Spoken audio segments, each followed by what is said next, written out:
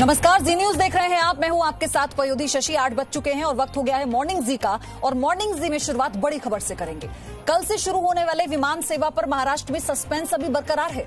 महाराष्ट्र के गृह मंत्री अनिल देशमुख ने ट्वीट कर यह कहा कि ग्रीन जोन से स्वस्थ यात्रियों को रेड जोन में लाकर उन्हें खतरे में क्यों डाले।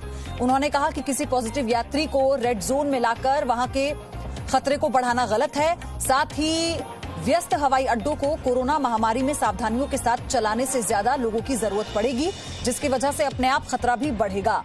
महाराष्ट्र के गृह मंत्री ने कहा कि रेड जोन के हवाई अड्डों को इन हालात में खोलना खतरनाक साबित होगा।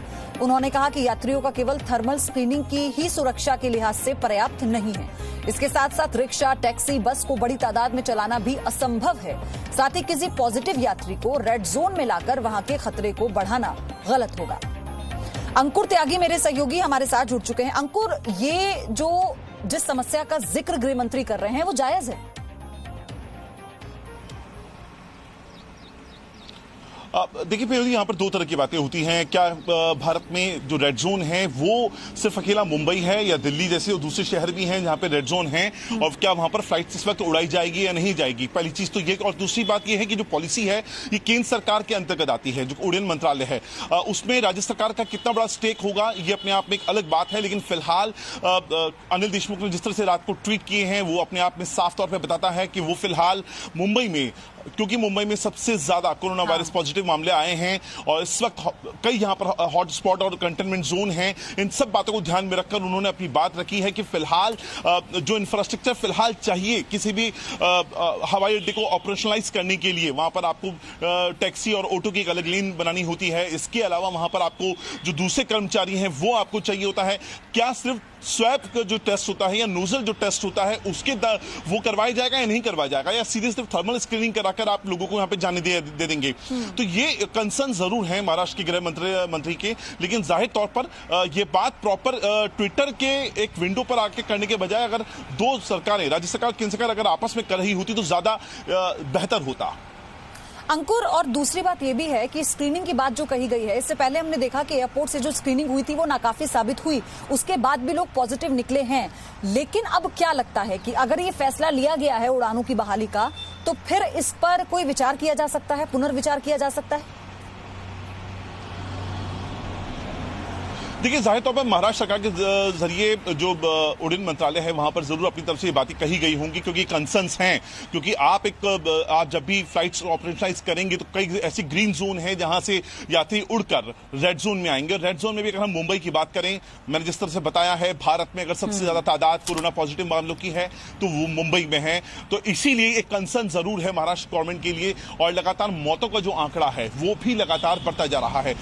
एक कोई सटीक आंकड़ा तो नहीं है, लेकिन अगर आप देखेंगे हर 2-3 दिन के अंदर अगर महाराष्ट्र में मरने वालों की जो संख्या है वो 100 के आसपास होती है। तो ये जो आंकड़े हैं इसके आसपास कल जब फ्लाइट पहली बार उड़ना शुरू होंगी 2 महीने के बाद, वो एक पूरी की पूरी राजनीति है। उसमें हर सरकार का अपना एक स्टेक है। केंद्र सरकार चाहती है, चूंकि मुंबई अपने आप में आप कह सकते हैं इकोनॉमिक कैपिटल के तौर पर भी देखा जाता है, कई सारा कारोबार यहां से होता है।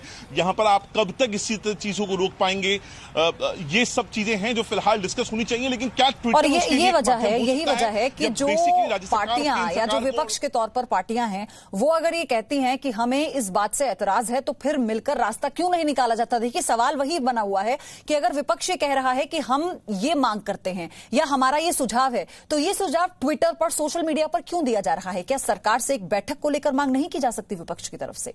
धन्यवाद आपका अंकुर, आगे आपसे अपडेट में लूंगी। लॉकडाउन काल की पहली उड़ान को लेकर मची तकरार के बीच आपके लिए जानना जरूरी है कि आखिर अगर आपको हवाई यात्रा करनी हो तो आपको क्या करना चाहिए। इसके लिए हमारे पास आपके लिए खास रिपोर्ट है, आप इसमें समझिए। राष्ट्रीय एयरपोर्ट पर मौजूद हूं और 25 मई से शुरू होने वाली घरेलू उड़ानों से पहले एयरपोर्ट पर सभी जरूरी तैयारियां पूरी की जा रही हैं और आप साफ तौर से तस्वीरों में देख सकते हैं साफ सफाई का काम चल रहा है। हालांकि पिछले कुछ महीनों में कुछ स्पेशल फ्लाइट्स जो अलग अलग देशों के लिए चली हैं यात्रियों को पहुंचाने के लिए, उनका संचालन लगातार जारी है। और इसी बीच अब घरेलू उड़ानों से पहले क्या कुछ नियम बदल दिए गए हैं। मैं इस वक्त अंतर्राष्ट्रीय एयरपोर्ट के डिपार्चर गेट नंबर 2 के बाहर मौजूद हूं और आप देखिए यहाँ पर जो सिटिंग अरेंजमेंट है उसमें अगर 3 कुर्सियां रखी हैं तो बीच की कुर्सी को खाली छोड़ दिया गया है। इस पे लिखा गया है don't sit on this seat, respect social distancing, यानी सामाजिक दूरी और सोशल डिस्टेंसिंग को बनाए रखने के लिए अब आप बीच वाली सीट पर नहीं बैठ सकते हैं। एक व्यक्ति उस सीट पर बैठेगा तो दूसरा व्यक्ति इस सीट पर बैठेगा। इस तरह का अरेंजमेंट यहाँ पर जो तमाम कुर्सियां लगाई गई हैं, बेंच हैं, उन सभी पे ये मार्किंग कर दिया गया है जिसमें ये लिखा है don't sit on this seat. इस तरह का मार्क यहाँ पे निशान बना दिया गया है, स्टिकर लगा दिया गया है कुर्सियों पर, ताकि लोग खुद से सोशल डिस्टेंसिंग का पालन करें। और आप देखिए ये जो पूरा आप देख रहे हैं, यहाँ से आज एक स्पेशल फ्लाइट अलग अलग देशों के लिए जा रही है। मैं आपको इसके माध्यम से दिखाना चाहूंगा, जैसे अगर आप डिपार्चर गेट पर आएंगे तो आप जब इस क्यू में होते हुए जाएंगे लाइन में बनाकर, तो यहाँ आप शील्ड में सीआईएसएफ के जो कर्मचारी हैं वो खड़े रहेंगे। आपका आई कार्ड अब जब चेक किया जाएगा तो दूर से चेक किया जाएगा। पूरा शील्डिंग यहाँ पर की गई है ताकि डायरेक्ट इंटरेक्शन सुरक्षा कर्मियों का यात्रियों के साथ ना हो। वो इस शील्ड के उस तरफ रहेंगे और यात्री इस तरफ रहेंगे। यहाँ अपना उन्हें डॉक्यूमेंट दिखाना होगा। जब आप और आगे बढ़ते हैं, आपको मैं दिखाऊंगा कि किस तरह से, उदाहरण के तौर पर आज जो कुछ यात्री यहाँ पर पहुंचे हैं, क्योंकि ये स्पेशल फ्लाइट आज चल रही है, उन्हें सबसे पहले अंडरटेकिंग यहाँ पर देना पड़ेगा। अपना एक फॉर्म रखा गया है, फॉर्म उन्हें भरना पड़ेगा। फॉर्म में तमाम जानकारियां देनी पड़ेंगी कि आपको कोई सिम्टम्स तो नहीं है, आप कहीं क्वारंटीन में तो नहीं रहे हैं, या आपको डॉक्टर्स ने सलाह दी है बाहर निकलने की या नहीं। तो इस तरह अंडरटेकिंग यहाँ पर आपको भरना पड़ेगा। उसके बाद आप देख सकते हैं कि यहाँ पर जो एयरलाइंस के स्टाफ हैं उन्हें भी फेस शील्डिंग रखी है, फेस पूरा ढका रहेगा, मास्क पहने रहेंगे और यहाँ पर आपका टिकट चेक किया जाएगा। और इस तरह देखिए, जैसे इस महिला का आईडी कार्ड यहाँ पे सीआईएसएफ के जो कर्मी वो चेक कर रहे हैं, आमने सामने खड़े हैं, फेस शील्डिंग है ये। और इसी तरह से सामाजिक दूरी को बनाए रखने की कोशिश एयरपोर्ट पर की जा रही है। तमाम एयरलाइंस के कर्मचारी भी आप यहाँ पे देख रहे होंगे। तो सामाजिक दूरी का विशेष ख्याल एयरपोर्ट पर रखने की कवायद शुरू हो चुकी है। कैमरामैन एस जयदीप के साथ Vishal Pandey, Zee media, Delhi. No signal, no worry. Presenting Z News app with live TV, latest updates and expert opinion. Available on Google Play and App Store. Download it now.